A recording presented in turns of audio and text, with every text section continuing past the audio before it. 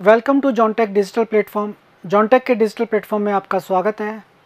आपने जो previous class में देखा था कि principle and operation of transformer, आज का जो अपना टॉपिक होगा वो होगा इक्विवेलेंट सर्किट ऑफ ट्रांसफार्मर। और ये आपकी डीडीए और एसएससी जेई दोनों एग्जाम के लिए इम्पोर्टेंट है। और ये जो अपन कर रहे हैं वो कर रहे हैं TWQ प्रोग्राम के तहत, जिसका नाम है थ्योरी विथ क्वेश्चंस, जिसमें अपन थ्योरी के साथ क्वेश्चंस को भी डिस्कस करेंगे। तो आज का जो अपना टॉपिक है वो कौन सा है?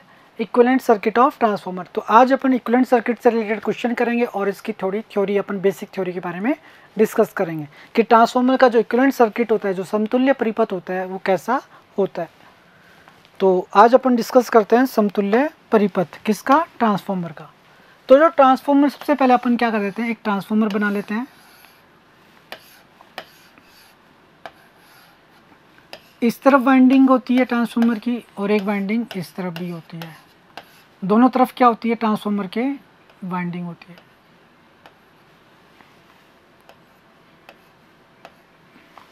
इस तरफ मैंने सप्लाई लगा दी, तो ये कौन सी वाइंडिंग हो जाएगी आपकी? प्राइमरी। और इस तरफ मैंने क्या लगा दिया? लोड। तो ये कौन सी हो जाएगी आपकी? Secondary winding. तो ये कौन सी कहलाएगी आपकी? प्राइमरी, क्योंकि मैंने यहाँ पर क्या लगा दिया? सप्लाई। और ये आपकी कौन सी हो जाएगी? आपकी सेकेंडरी। द्वितीयक वाइंडिंग, प्राथमिक और द्वितीयक, दो तरह की वाइंडिंग होती है। अब इसको रिप्रेजेंट कैसे करते हैं? ट्रांसफार्मर के अंदर क्या क्या होता है? इसका खुद का वाइंडिंग का प्रतिरोध होता है और इस प्रतिरोध को अपन रिप्रेजेंट करते हैं R1। अब ये प्रतिरोध होता है और यहाँ पर कुछ फ्लक्स क्या करता है? लीक करता है, लीकेज फ्लक्स। और लीकेज फ्लक्स को अपन रिप्रेजेंट करते हैं XL1 से। फिर क्या होता है? कुछ फ्लक्स जो होता है वो जाता है प्राइमरी से सेकेंडरी की तरफ, इसे बोलते हैं म्यूचुअल फ्लक्स। ये कौन सा फ्लक्स हो गया आपका? Leakage flux. तो ये जो फ्लक्स होता है वो होता है लीकेज फ्लक्स। और ये जो फ्लक्स होता है उसे बोलते हैं म्यूचुअल फ्लक्स।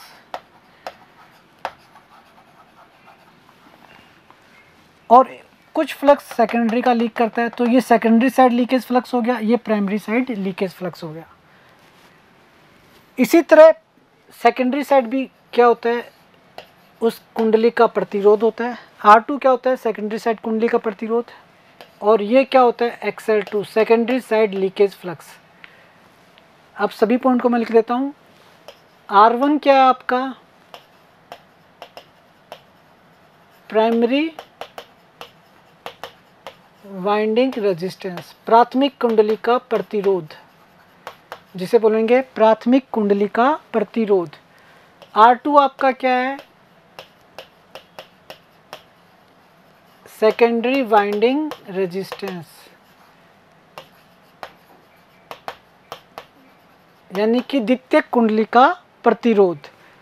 फिर आपका दो वैल्यू और होती है, एक XL1 और एक XL2। XL1 क्या होता है?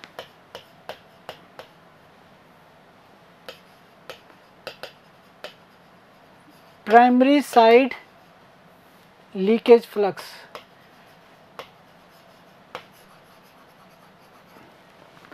यानी जो फ्लक्स लीक कर रहा है प्राइमरी साइड, रिसाव जो फ्लक्स होता है किस तरफ? प्राइमरी साइड का, उसको अपन किससे रिप्रेजेंट करते हैं? XL1 से। XL2 क्या होता है? Secondary side leakage flux, leakage flux को रिप्रेजेंट करता है। और ये जो X होता है इसे बोलते हैं रिएक्टेंस, लीकेज फ्लक्स रिएक्टेंस बोलते हैं, प्रतिघात। और इसको बोलेंगे लीकेज फ्लक्स सेकेंडरी साइड, द्वितीयक साइड जो रिसाव फ्लक्स है उसका वो जो रिएक्टेंस है वो कितना है। तो प्राथमिक और द्वितीयक साइड मैंने आपको दो कुंडली को मैंने रिप्रेजेंट कर दिया, प्राथमिक साइड और द्वितीयक साइड।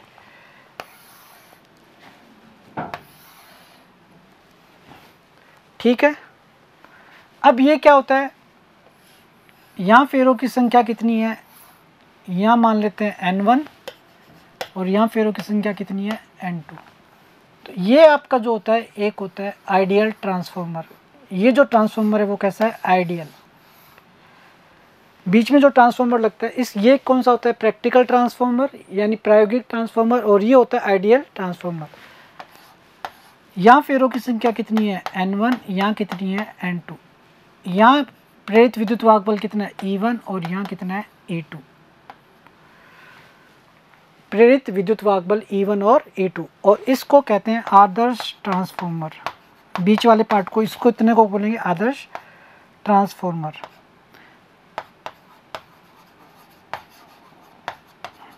जिसे बोलते हैं आइडियल। आदर्श ट्रांसफॉर्मर को प्रैक्टिकल ट्रांसफॉर्मर में बदलना है तो ये किसको रिप्रेजेंट कर रहा है, प्राइमरी वाइंडिंग के प्रतिरोध को, और ये प्राइमरी साइड लीकेज फ्लक्स को। ये किसको रिप्रेजेंट कर रहा है, सेकेंडरी साइड के प्रतिरोध को और सेकेंडरी साइड के लीकेज फ्लक्स को। अब दो चीज़ और होती है, ये जो ब्रांच होती है इसे बोलते हैं सीरीज ब्रांच, यानी कि श्रेणी वाली ब्रांच, और इस वाली ब्रांच को बोलते हैं समानांतर ब्रांच। इसको लिखते हैं XM और इसको लिखते हैं RI। एक होता है RI और एक होता है XM। RI रिप्रेजेंट करता है आयरन लॉस को, आयरन लॉस। XM रिप्रेजेंट करता है म्यूचुअल फ्लक्स को।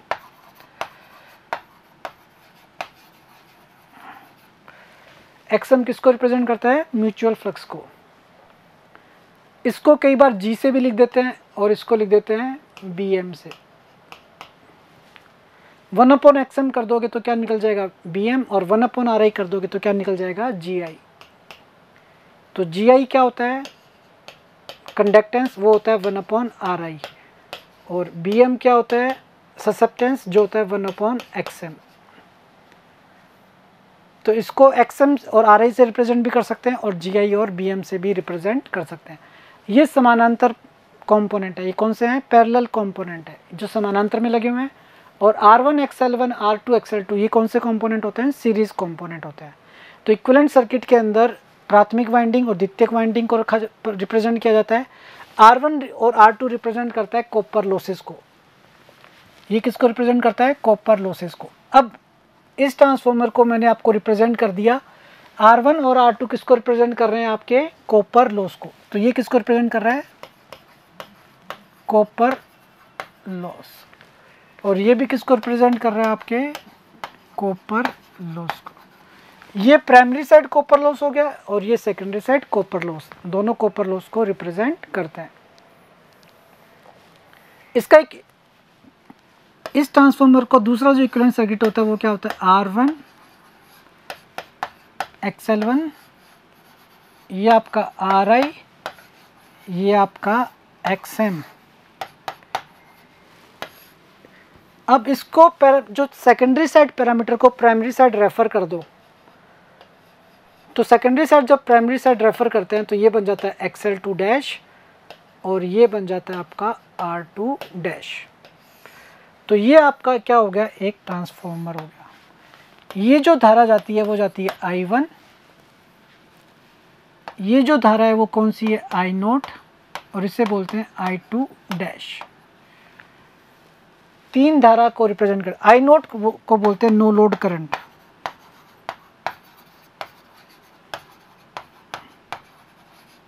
बिना भार के धारा। जो बिना भार के धारा होती है वो होती है 2 से लेकर 2 to 5% of full load current. ये क्वेश्चन पूछा जाता है कि जो बिना भार की जो धारा होती है ट्रांसफॉर्मर में वो कितनी होती है। तो बिना भार की जो धारा होती है वो फुल लोड करंट की 2 से लेकर 5% तक होती है। बिना भार धारा के भी दो कंपोनेंट होते हैं, एक होता है II और एक होता है IM। I0 के दो कंपोनेंट होते हैं, II और IM। II जो होती है ये बिना भार वाली धारा हो गई। बिना भार वाली धारा के भी दो घटक होते हैं, एक होता है II और एक होता है IM। II को बोलते हैं आयरन लॉस कंपोनेंट, लो क्षति घटक, लो क्षति घटक। ये कौन सा घटक हो गया, लो क्षति घटक,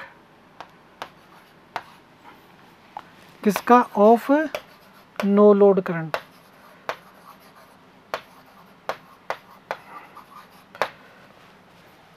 और आपकी ये होती है चुंबकीय धारा, मैग्नेटाइजिंग कंपोनेंट।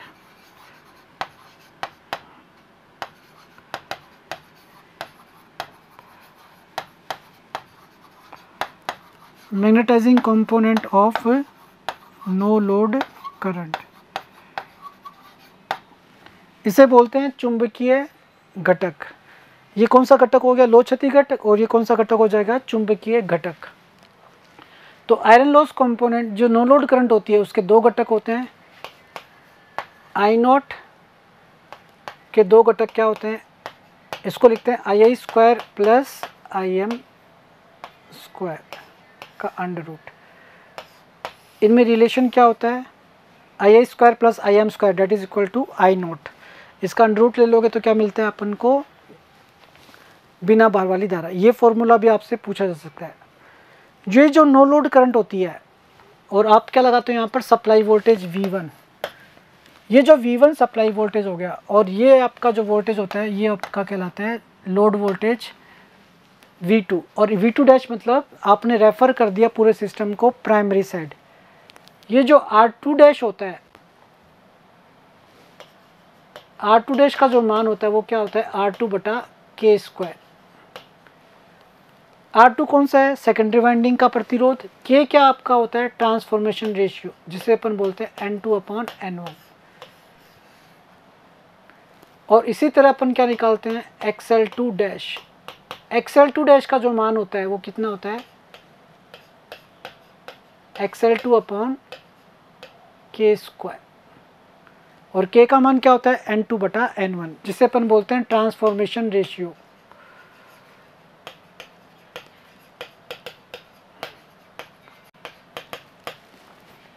ये फॉर्मूला भी पूछा जाता है कि सेकेंडरी रेजिस्टेंस को यदि प्राइमरी साइड रेफर करते हैं तो उसकी वैल्यू क्या होगी। तो ये फॉर्मूला भी काम आएगा। एक आपका आई नोट वाला काम आएगा। ये कितनी होती है? 2 से 5% तक होती है। और इसके अंदर क्या क्वेश्चन पूछा जा सकता है कि जो आई नोट होती है वह सप्लाई वोल्टेज से लगभग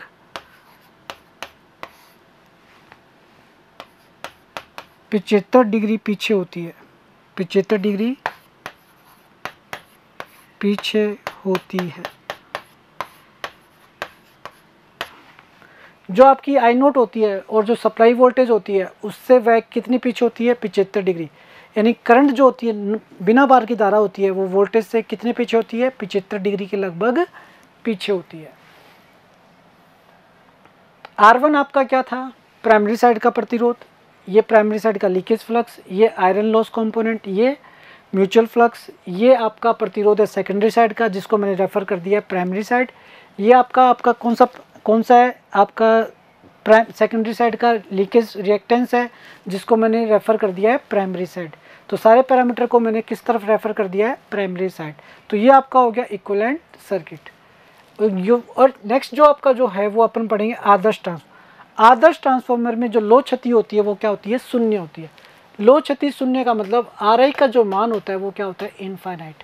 एक ट्रांसफार्मर बना लो, इसमें RI का मान क्या रखो? इनफाइनाइट। यानी कि सर्किट को क्या रखो? ओपन। कॉपर लॉस 0 होते हैं।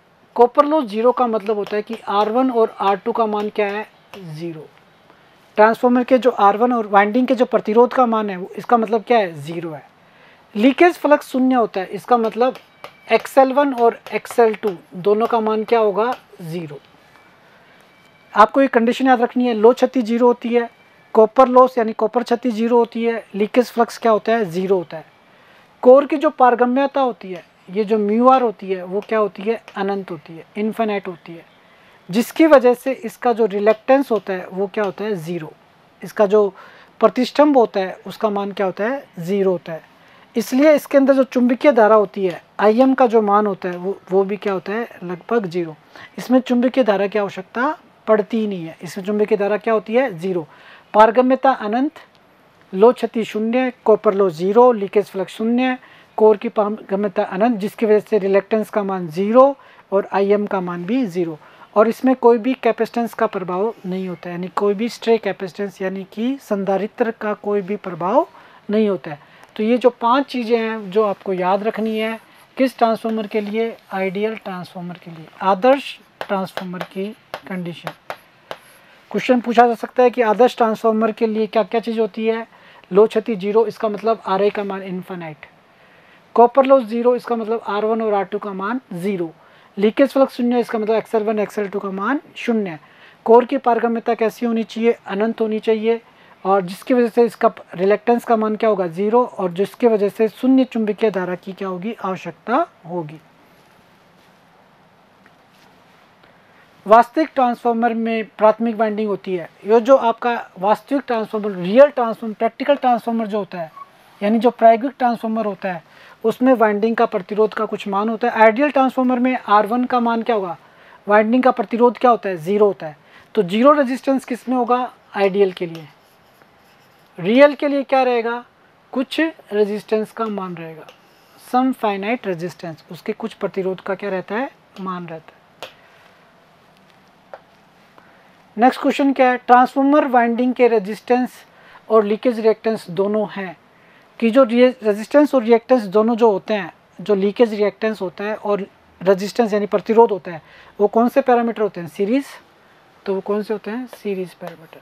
और जो RI और जो XM होते हैं वो कैसे होते हैं? पैरेलल। और R1 R2 XL1 और XL2 ये कैसे होते हैं? सीरीज। और ये RI XM, और इसको RI XM की जगह क्या पूछ सकता है? वो GI और BM, वो कैसे पैरामीटर है? पैरेलल पैरामीटर है। एक ट्रांसफार्मर समकक्ष सर्किट में समानांतर पैरामीटर में शामिल है। समानांतर पैरामीटर में क्या क्या शामिल है? RI और XM। सीरीज में R1 R2 XL1 और XL2, और पैरेलल में RI और XM। एक 25 kVA ट्रांसफार्मर का निर्माण आपको क्या दे रखा है? N1/N2। N1/N2 दे रखा है, और वो दे रखा है आपको 10। ये आपको रेशियो का अनुपात दे रखा है में किया गया है। प्राथमिक वाइंडिंग की प्रतिबाधा, प्राथमिक वाइंडिंग की प्रतिबाधा दे रखी है आपको, यानी Z1 दे रखा है 3 + J4, यानी आपको मान दे रखा है R1 का दे रखा है 3 और XL1 का मान दे रखा है 4। सेकेंडरी वाइंडिंग की प्रतिबाधा Z2 आपको दे रखा है 0.6 + J 0.8, यानी R2 का मान आपको दे रखा है 0.6 और XL2 का मान आपको दे रखा है 0.8। ये आपको दे रखा है डाटा। प्राथमिक को संदर्भित करने पर ट्रांसफार्मर की प्रतिबाधा क्या होगी? अब इस पैरामीटर को क्या कर रहे हो? प्राथमिक साइड रेफर कर दो, यानी कि R2 को प्राथमिक साइड ले जाओ और XL2 को भी प्राथमिक साइड ले जाओ। तो R2 को यदि मैं प्राथमिक साइड लेके जाता हूँ तो इसका मान क्या हो जाता है? R2'। तो सबसे पहले R2' निकाल लो, और क्या निकाल लो? XL2'। R2' का मान क्या होता है? R2/K²। XL2 का मान डैश का मान क्या होता है? XL2/K²। और N1/N2 क्या? Turn ratio. और K का मान क्या होता है? N2/N1। तो N2/N1 का मान क्या हो जाएगा? 1/10। तो K का मान क्या हो गया? 0.1, यानी 1/10। R2 का मान कितना है? 0.6, और इसका मान क्या है? 1/10 का स्क्वायर। तो क्या होगा? 1/10 का स्क्वायर। तो ये ऊपर चला जाएगा 100, तो 0.6 × 100 कितना हो गया? 60। इसी तरह ये निकाल लूँगा 0.8/1/10 का होल स्क्वायर। तो ये 10 ऊपर आ जाएगा, तो क्या बचेगा? 80। तो ये आपकी आ गई R2' और XL2, और टोटल जो आपका मान होगा वो क्या हो गया? R1 + R2', और वो कितना हो जाएगा? XL1 + XL2'। R1 का मान कितना है आपका? 3। R2' का मान आपका कितना है? 60। तो टोटल कितनी प्रतिरोध हो जाएगा? 63 ओम। XL1 का मान कितना है? 4, और इसका मान कितना है? 80। तो ये मान कितना हो जाएगा? 84 ओम। तो आपका आंसर क्या आ जाएगा? 63 + J 84। तो ये आपका राइट आंसर होगा। तो कौन सा ऑप्शन सही है? ये क्या है? 63J + 84, ये गलत हो गया। 63 + 84J, तो ये ऑप्शन आपका सही है। 3.6, तो ये भी गलत है, और ये भी। तो आपका आंसर क्या होगा? 63 प्लस 84 J ओम। सिंगल फेज ट्रांसफार्मर में नो लोड करंट आपूर्ति वोल्टेज से पीछे होती है। नो लोड करंट कितनी पीछे होती है आपूर्ति वोल्टेज से? लगभग 75 डिग्री। तो इसका आंसर क्या होगा? 75 डिग्री कि जो नो लोड वोल्टेज होती है वो सप्लाई वोल्टेज से लगभग 75 डिग्री पीछे होती है। तो ये आपके क्वेश्चंस और थ्योरी हो गई इक्विवेलेंट सर्किट ऑफ ट्रांसफार्मर से रिलेटेड। तो अपन नेक्स्ट टॉपिक अपन नेक्स्ट क्लास में करेंगे। और आज तक जो अपन ने पढ़ा है वो अपन ने ट्रांसफार्मर के 2 चैप्टर कर लिए हैं और डीसी मशीन से रिलेटेड अपन ने 7 चैप्टर भी कंप्लीट कर लिए हैं। तो इसके अंदर जो अपन ने टॉपिक आज डिस्कस किए हैं वो कौन कौन से किए हैं? तो आज जो टॉपिक डिस्कस हुआ है वो आपका हुआ है equivalent circuit of transformer. Thank you.